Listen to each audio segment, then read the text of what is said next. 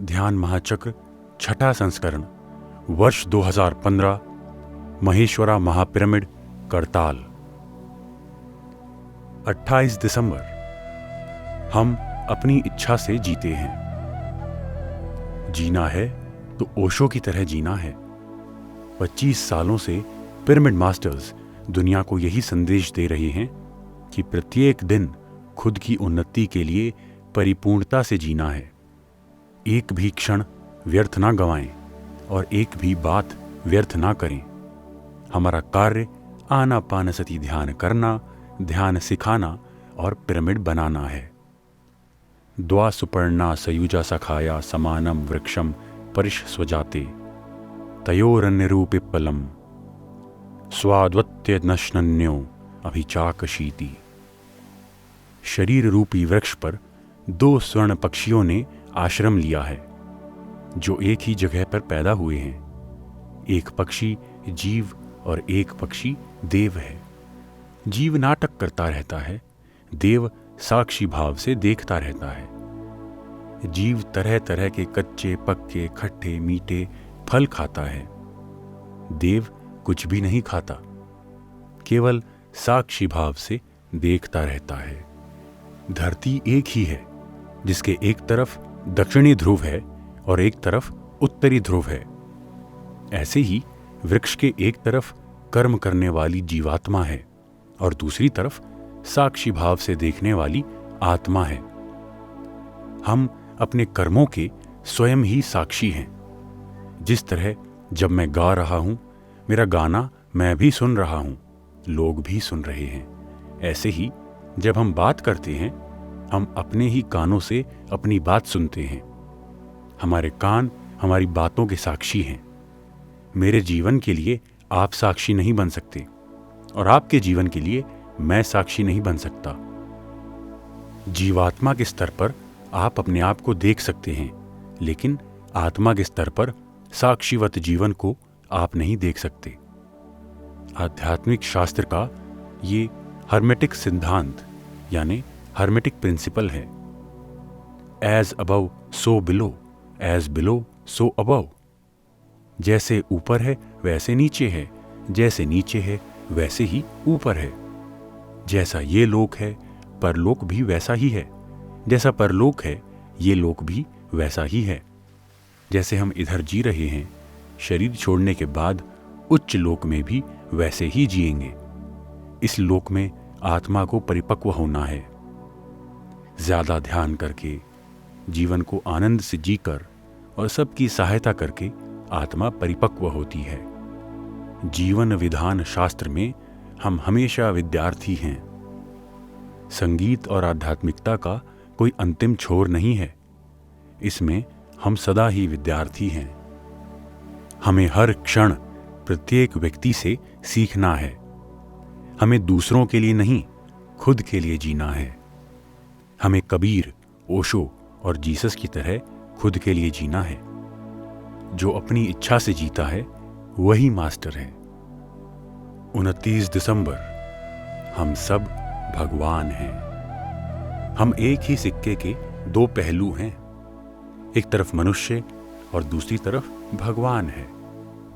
एक ही साथ, एक ही समय पर हम मनुष्य भी हैं और भगवान भी हैं। मनुष्य कम है ऐसा हम सोचते हैं, पर सिक्के के दोनों पहलू बराबर हैं। जो ये जान गया वही आत्मज्ञानी है। मानव शरीर में हम नवरसों के साथ अभिनय करते हैं। आप ही भगवान हो, जो मनुष्य शरीर धारण करके अनुभव के लिए आए हो। हम खुद के बारे में नहीं जानते, इसलिए रोते रहते हैं। हम भगवान को ढूंढने के लिए मक्का, मदीना, काशी, मानसरोवर जा रहे हैं। एक भगवान ही दूसरे भगवान को ढूंढ रहा है। महाभारत के युद्ध में अभिमन्यु के मरने के बाद अर्जुन बहुत दुखी हुआ। श्री कृष्ण अर्जुन को उस लोक में लेकर गए जहां अभिमन्यु था।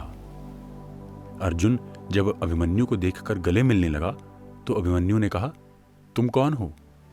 तुम्हारे आने से मेरी शांति भंग हो गई है। अर्जुन ने कहा, मैं तुम्हारा पिता हूं। अभिमन्यु ने कहा, धरती पर केवल तुम्हारे पुत्र की भूमिका निभाई है। अब वो भूमिका समाप्त हो गई है, इसलिए अब तुम मेरे पिता नहीं हो। तुम जाओ, मेरी शांति भंग मत करो। मैं यहां पर बहुत आनंद से हूं। यहां हम समझते हैं कि हमारा सबके साथ जन्म जन्मों का बंधन है। ये सब अज्ञान की बातें हैं। जो मर जाते हैं, हम उनकी आत्मशांति के लिए तर्पण करते रहते हैं। हम सोचते हैं वे अशांत हैं, हमें उनकी शांति के लिए कुछ करना है। लेकिन वास्तविकता ये है कि हम अशांत हैं। वे उच्च लोकों में खुशी से हैं। एक बार अप्सरा उर्वशी अर्जुन पर मोहित हो गई। अर्जुन ने कहा, आप मेरी माता के समान हो, और उसकी इच्छा को नकार दिया। उस समय उर्वशी ने गुस्से से अर्जुन को श्राप दे दिया कि तुम 1 साल तक नपुंसक बनकर रहोगे, क्योंकि तुमने मेरी इच्छा का अपमान किया है। ये श्राप ही अज्ञातवास के समय अर्जुन के लिए वरदान बन गया। सुज्ञानी को श्राप भी वरदान हो जाता है।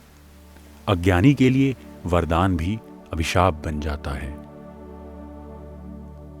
हिरण्यकश्यप ने प्रहलाद से पूछा, तुम्हारा भगवान कहाँ है? प्रहलाद ने कहा, वो कण कण में है। हिरण्यकश्यप ने कहा, क्या इस स्तंभ में भी है? तो प्रहलाद ने कहा, इस स्तंभ में भी है। जैसे ही हिरण्यकश्यप ने स्तंभ पर वार किया, उसमें से नरसिंह भगवान प्रकट हुए और हिरण्यकश्यप का वरदान ही उसके लिए श्राप बन गया। एक बार संत ज्ञानेश्वर अपने गुरु से मिलने जंगल में गए। वहां पुरातन शिव मंदिर में गुरु शिवलिंग पर पांव रखकर सोए थे। संत ज्ञानेश्वर ने गुरु से कहा, ये पाप है, आप अपने पांव नीचे रखें। जैसे ही उन्होंने पांव नीचे किए तो वहां एक शिवलिंग और आ गया। जहां जहां गुरु ने पांव रखे, वहां वहां शिवलिंग आ गया। तब ज्ञानेश्वर को ज्ञान प्राप्त हुआ कि ईश्वर हर जगह है। 30 दिसंबर, श्रद्धा और सबूरी। साईं बाबा ने जीवन में श्रद्धा और सबूरी 2 बातें बताई हैं। श्रद्धा और सबूरी एक ही सिक्के के 2 पहलू हैं। जो ध्यान अभ्यास नहीं करते वे असहनशील होते हैं। ध्यान करने से सहन शक्ति मिलती है। सहनशीलता का स्रोत स्थान ध्यान है। जो पिछले जन्म में ध्यान कर चुके हैं, उनके पास सहन शक्ति आ जाती है। पिछले जन्म में अगर साधना नहीं की तो इस जन्म में साधना शुरू करनी है। कई जन्म लेने के बाद हम इस जन्म में आए हैं। ये जन्म जन्मों की साधना है। रामायण में श्री राम सहनशीलता का उदाहरण हैं। वनवास के समय वे बिना कोई प्रश्न किए वन में चले गए। सीता माता ने बिना कोई प्रश्न किए अग्नि में प्रवेश किया। प्रपंच में सहनशीलता अति आवश्यक है। सुख दुख, मान अपमान को एक समान सहना है। सहनशीलता में ही प्रगति है। जितने लोगों को हम ध्यान सिखाते हैं, उतना ही हमारा सहस्रार खुलता है।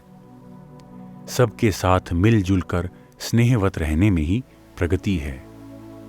जितना हम पुस्तक पढ़ते हैं और दूसरों का अनुभव सुनते हैं, उतनी ही हमारी प्रगति होती है। 31 दिसंबर, हर एक दिन कल्याण। ध्यान से पहले मैं एक साधारण व्यक्ति था। ध्यान ने मुझे इतने सारे मित्र दिए हैं। हमें धन लाभ नहीं, मित्र लाभ चाहिए। 16,000 गोपियां श्री कृष्ण की मित्र हैं। कंस के लिए अपना खुद का भांजा ही शत्रु है। ध्यान नहीं किया तो अपने घर वाले भी शत्रु दिखाई देते हैं। ध्यान किया तो सारा प्रपंच ही हमारा मित्र बन जाता है। ध्यान से हमें मित्र लाभ मिलता है। ध्यान किया तो उच्च लोकवासी भी मित्र बन जाते हैं। वे सभी हमारी मित्रता के लिए इंतजार कर रहे हैं। वे हमसे मित्रता करने के लिए उत्सुक हैं, पर हमारे पास आंखें बंद करने का समय नहीं है। प्रत्येक व्यक्ति को सांसों के साथ एक होकर ध्यान करना है। तब जीवन में कल्याण ही कल्याण होगा।